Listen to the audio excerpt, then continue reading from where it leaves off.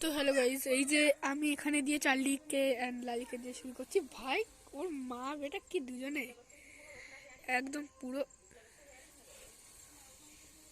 আর টমি guys, টমিকেও আমি দেখাবো। এই যে টমি টমি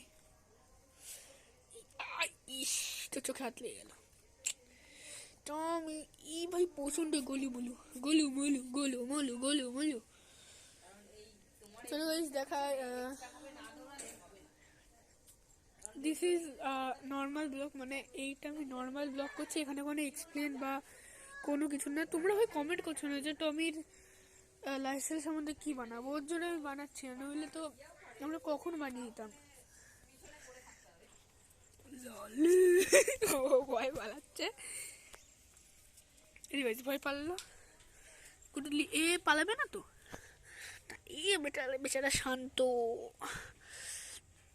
এর চেহারাটা বাজে হয়ে যাবে কেন বলতো গাইজ, কারণ কারণ হলো এ প্রচণ্ড মানে শয়তান, এবং ও টমির সঙ্গে মারামারি করতে যায়, আর সেই সময় টমি একে কামড়ে দেয়। দেখো এইরকম যেমনই করলো, দেখো দেখো দেখো এরকম। ভাই তুমি যাও, তুমি ঘরে যাও।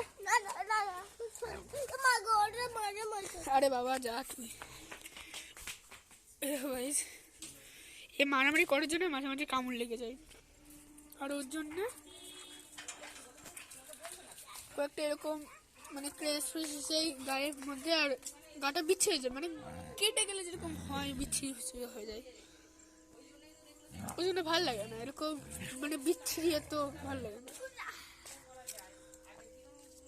গাইস দেখতে পাচ্ছ তো, আমাদের ব্লগ এইটুকুনি গাইস, টাটা।